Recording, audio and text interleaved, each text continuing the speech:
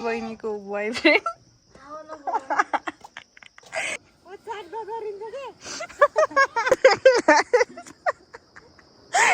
यहाँ तल भिड छ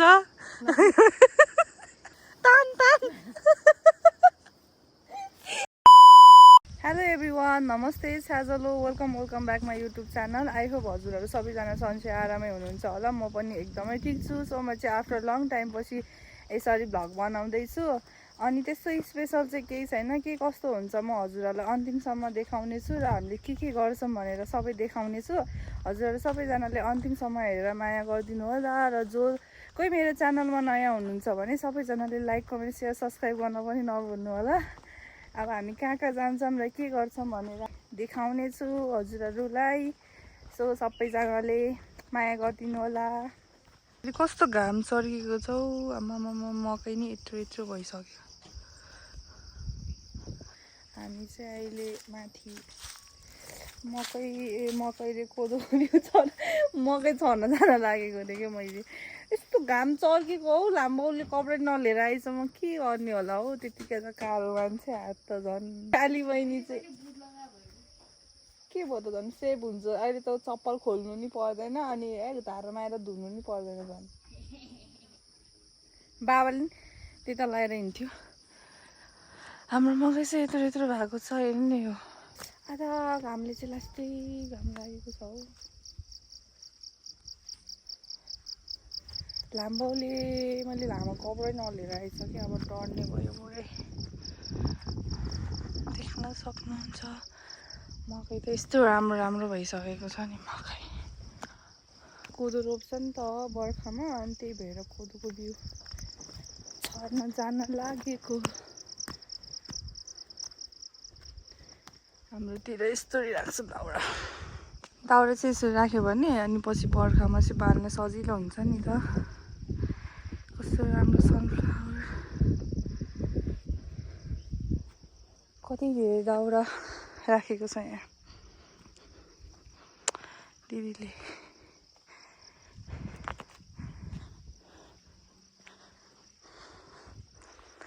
दाउराको भारी त आमामा दिदी कहीँ जानु भएन कतै गएन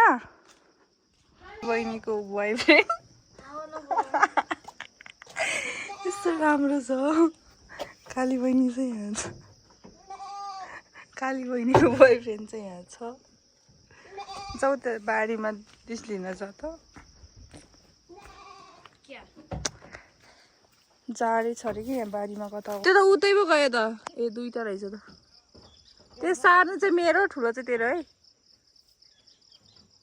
किनकि त मान्छे नि ठुलो छ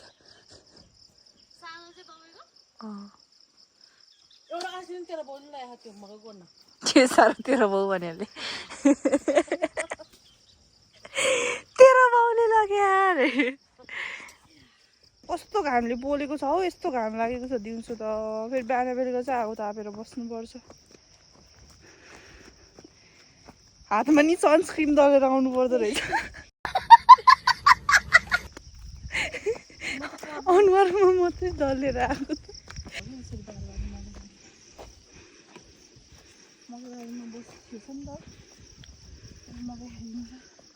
बाजे बाख्रा चलाउनु जानु भएन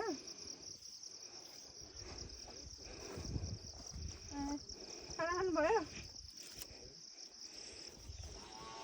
यो अहिले राख्ने चाहिँ कहिले रोप्ने त असारमा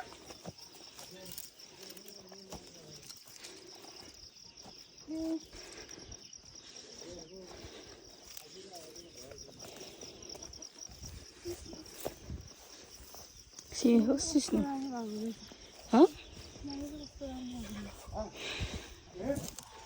बुझ्यो खै त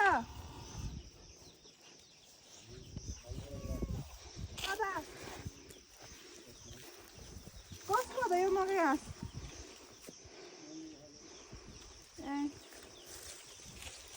घामले ओइलिसक्यो लगिहाले पो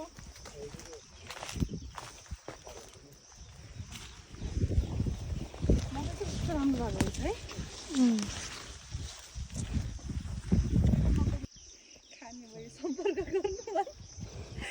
खाने भयो सम्पर्क गर्नु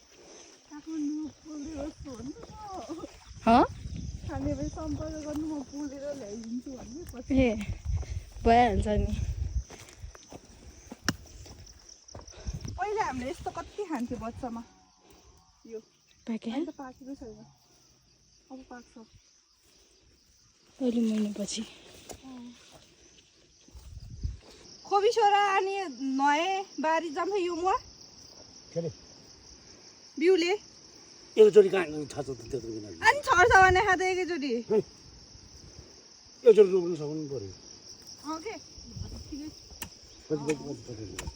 हाम्रो टोलीहरू यता काम गर्दैछ त्यता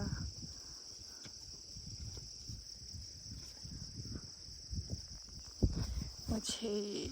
यता बसिराखेको छु झलाएर यस्तो गर्नुभएको छ नि तर अहिले चाहिँ शीतल शीतल नै भएको छ क्या जङ्गलतिर त शीतल नै हुन्छ तर यस्तो राम्रो मेरो चाहिँ यहाँ यस्तो खुट्टा यस्तो त्यो मच्छरले टोकेर नाहा यस्तो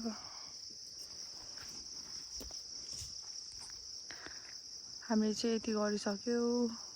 हाम्रो ठुलोबाबा हुनुहुन्छ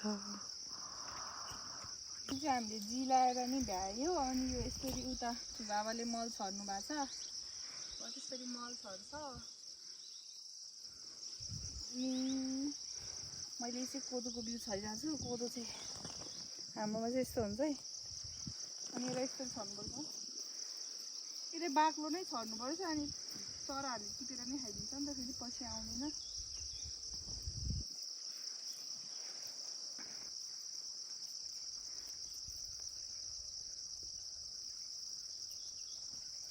भुसै भुसै छ है मेरो क्यामेराम्यान चाहिँ बहिनी सकाली बहिनी अझै गोरी भा बहिनी सिङ्गल हो क्यामेराम्यान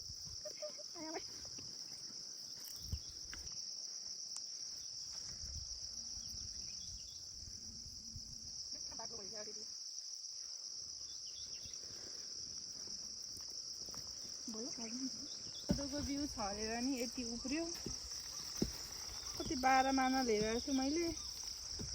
अब 4 माना जति होला तर बाक्लो त बाक्लै रोप छरेको छ चराले पनि टिपेर खाइदिन्छ कि फेरि यता त बाक्लो त बाक्लै छ फेरि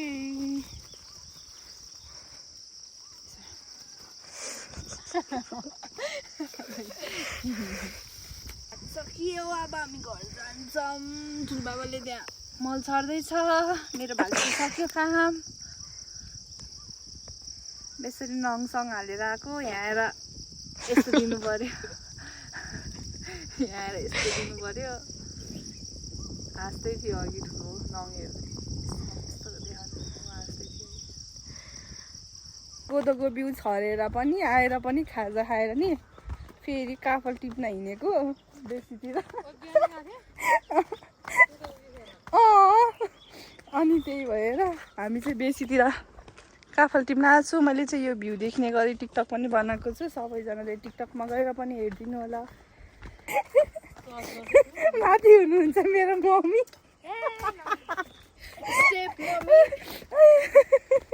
म त हाल्छु है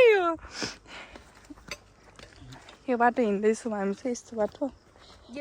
कत्रो ठुलो ठुलो काफल लु टिपिहाल काफल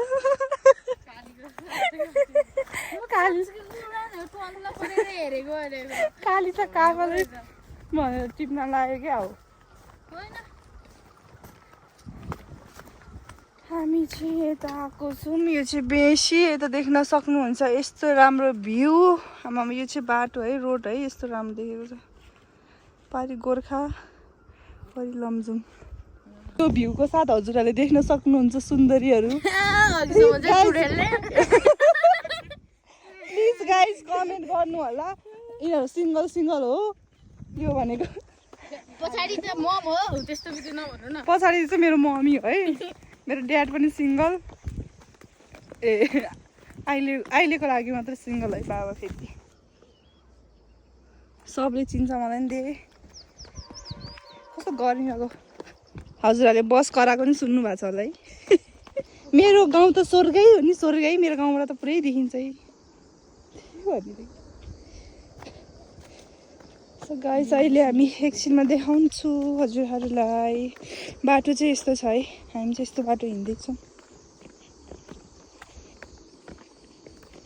काफल खानु आएको यता दाउरा मार्ने ठाउँतिर आइपुग्यो हामी त। जङ्गली मान्छेहरू बस्ने ठाउँतिर आइपुग्यो भनेर त्यस्तो भन्नु न बिचरा। देख्न सक्नुहुन्छ हजुरहरूले यहाँ हामीले चाहिँ के हुन्छ यसलाई पा भन्छौँ। हामीले चाहिँ काफल एउटा नि भेटाएन गाई चाहिँ पे भन्छ यसलाई पा होला नि यता। काफलको चक्करमा हिँडेको काफल त होइन एउटा दुइटा पास खाइदियो नि। कस्तो थाक्यो जङ्गल जङ्गल हिँडेर। कोही यहाँ रहेछ अलिअलि है यस्तो डराउँदो रुखमा चाहिँ चढ्नु हो गाई। जस्तो भिडमा छ क्या रुख काफलको रुख नि।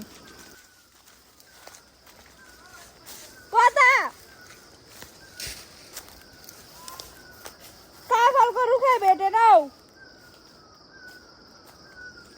गाई। हाम्रो भाइहरू चाहिँ ऊ तल मुढा काटिराखेको कि यहाँबाट तल भिरमा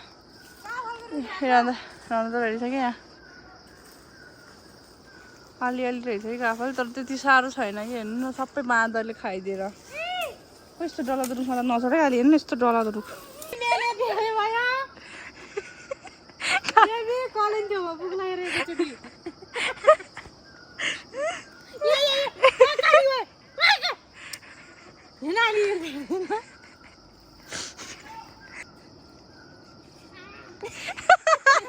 कुवाको भ्यागु छ जति उफ्रियो भने कुवामै हो कि।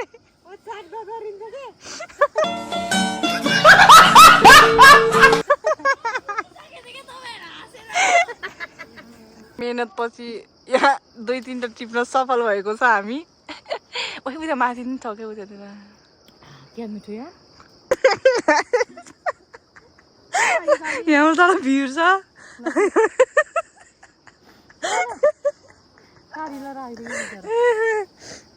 यस्तो सबै रमाइलो भाजे होस् काफल नपाइनी तान तान